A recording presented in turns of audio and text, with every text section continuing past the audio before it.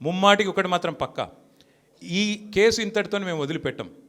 నా క్యారెక్టర్ అసాసినేషన్కి బాధ్యులైన రేవంత్ రెడ్డిని ఆయన తొత్తులుగా పనిచేస్తున్న పోలీసులు కొంతమంది, అందరినీ కాదు, కొంతమంది పోలీసులు ఎవరైతే ఉన్నారో ఆయన తొత్తులుగా, ఆయన అడుగులకు మడుగులతో పనిచేస్తున్నారో వాళ్ళని నేను కూడా వదిలిపెట్టను. ఎందుకు వదిలిపెట్టను?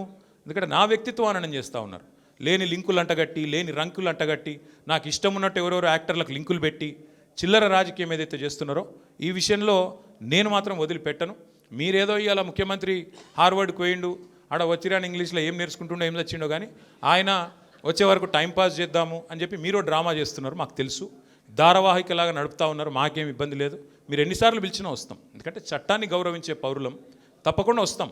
మేము తప్పు చేయలేదన్న మాటనే చెప్తాము.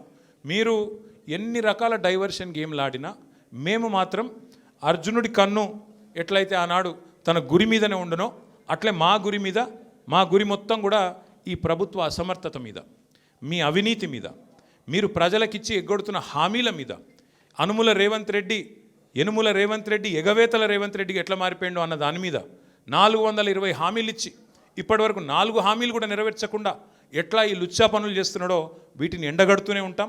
100% వదిలిపెట్టకుండా ప్రాణం పోయేదాకా పోరాడుతూనే ఉంటాం.